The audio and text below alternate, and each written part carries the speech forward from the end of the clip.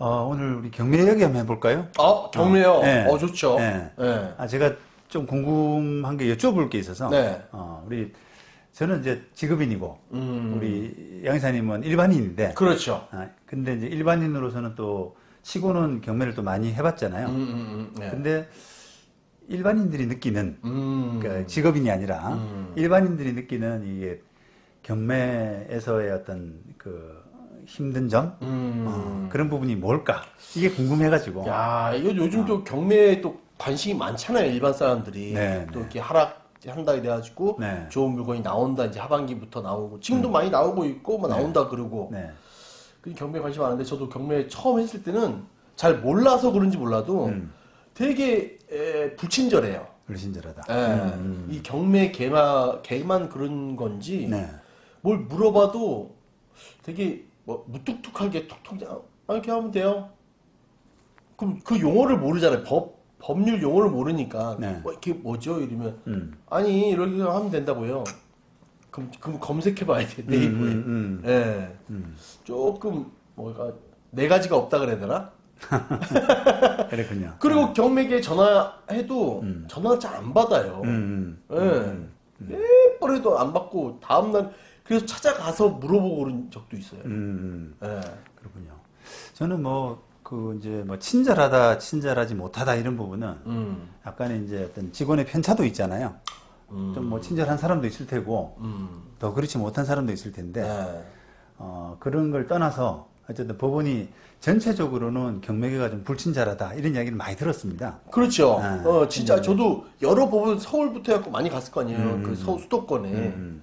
근데 저는 거의. 이제 그런 그게 예를 들면 옛날에는 그게 그런 것도 있었죠. 이렇게 직원들한테 용돈이라도 좀 집어주면 금방 친절해지고 그런 부분도 있었는데 들었습니다. 네, 들었습니다. 요즘은 이제 많이 그런 부분은 좀 없어졌을 거예요. 사회가 이제 투명해지고 사실 누구한테 조금 용돈 받아 먹었다 그러면 그거 가지고 공무원 신분에 그렇죠. 못 벌 수도 있는데. 그렇죠. 그러니까 이제 불안해서 그 사람들도 마음대로 못 할 텐데 그런 부분은 조금 이제 확률은 많이 줄어들었을 텐데 빈도는 많이 줄어들었을 텐데 저는 이제 구조적인 원인 이런 부분을 한번 생각해 보고 싶은데 구조적인 원인. 예. 네. 이게 저는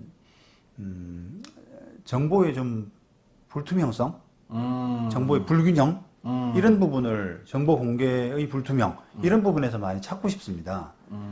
우리가 이제 소송하고 경매를 이렇게 많이 비교해 보면은 네. 어쨌든 소송은 그 소송의 정보들을 우리가 전자소송이라고 치면 그거를 당사자만 열람이 가능하잖아요. 그렇죠. 그러니까 이제 법원 입장에서는 원고가 내고 또 피고가 내고 이런 부분들을 그걸 열람할 수 있는 권한 자체가 굉장히 한정적이에요. 그러다 보니까 거기에 이제 왔다 갔다 하는 정보들은 다 공개가 되죠. 그렇죠. 당사자라면 네, 당사자. 다 볼 수 있도록 네. 전자소송에서 하는데 경매는 이게 기본적으로 이제 이해관계인이냐 아니냐라고 하는 부분에서 이제 나눠가지고 네. 이해관계인은 열람을 좀 다 열람할 수 있는 권리를 주는데 반해서 그렇죠. 이해관계인이 아니게 되면은 열람에 공개할 수 있는 자료를 굉장히 한정적으로 합니다. 없죠, 거의. 굉장히 필수적인 정보가 나거든요. 그러다 보니까 이제 이게 우리가 보통 낙찰하겠다라고 이렇게 관심 가지고 접근하는 사람들은 이해관계인은 아니란 말이에요. 이해관계자라고 할 때 소송법상에 또는 집행법상에 그런 이해관계인이 아니기 때문에 그 바깥에 있는 사람들은 정말 이게 갈증을 느낄 수밖에 없습니다. 아니 낙찰이 되고서도 그 낙찰 된 날 말고 다음 날 정도 가면 서류들이 경매계로 올라올 거 아닙니까? 네. 갖고 열람할 수 있는 거 아니에요. 그 채무자 이제 전화번호 좀 알고 싶어가지고 네. 갔는데 면박을 주는 거예요. 어저께 낙찰받았는데 왜 오늘 왔냐고. 다음 주에 와야지. 아니 원래 다음 날 다 보여주는 거 아니냐고 그렇게 배웠는데 아니라고 다음 주에 오시라고 이런 거예요. 아마 이게 직원이 그 전날 부부싸움을 했는가 봅니다. 고향 지원입니다. 의정부 고향 지원. 나 여러분 짜증나가지고 싸울 수도 없고 또 가야 되는데 이러고 돌아왔죠 그냥. 그러니까 이제 그게 우리가 이제 공매하고 딱 비교를 하더라도 우리 경매는 지금 전산화가 안 돼 있잖아요. 입찰도 공매하고 다르게 현장 입찰을 하지 않습니까? 근데 공매는 다 온라인으로 되잖아요. 네. 그죠? 네. 그러니까 이제 그런 부분의 차이부터 해서 이게 법원 직원 개인 이런 사람들의 어떤 그 친절함, 또 성실함 이런 거에 따라서 많이 좌우가 될 수밖에 없죠.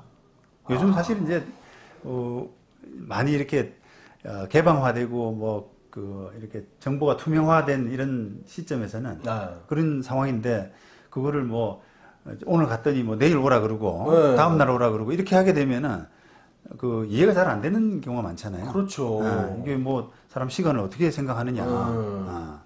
그리고 이렇게 처음 하다 보면 잘 순서를 모르니까 물어볼 수 있잖아요. 열람을 하면 어떻게 해야 돼요? 이렇게 물어보면 이거 뭐 쓰셔가지고 제출해 주세요. 뭐 얼마 주시면 복사비는 뭐 100원이고 200원 예. 이렇게 말해주면 되는데 네.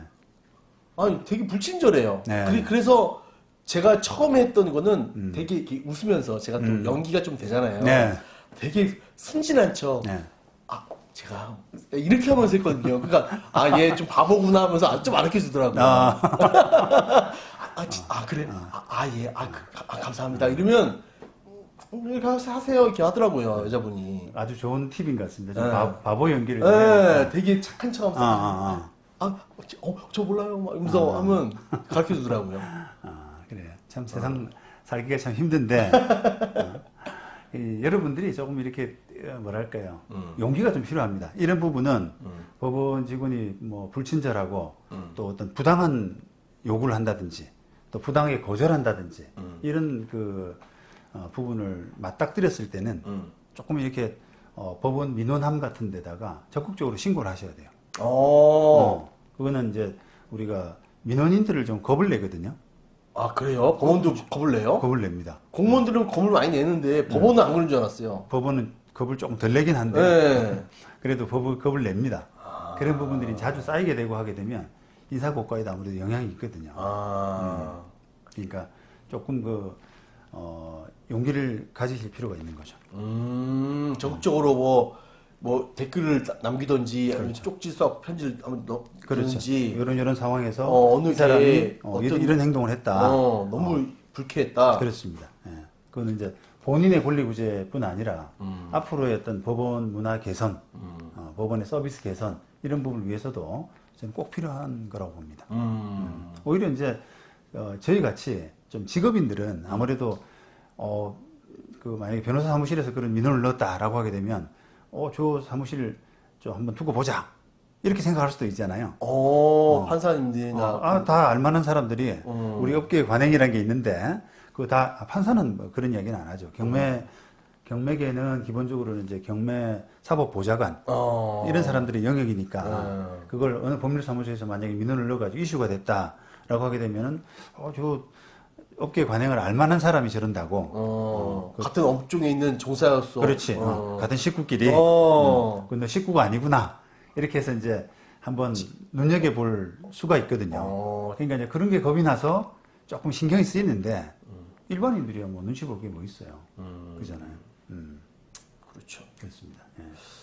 그래서 그런 부분들을 조금 더 용기 가지고 적극적으로 네. 할 필요가 있습니다. 그러니까요. 요즘 젊은 사람들은 진짜 다 얘기할 것 같아요. 뭐 하시는 거예요 지금 물어보는데. 그리고 이제 우리 서비스 하는 측면, 우리 변호사 업계도 마찬가지거든요.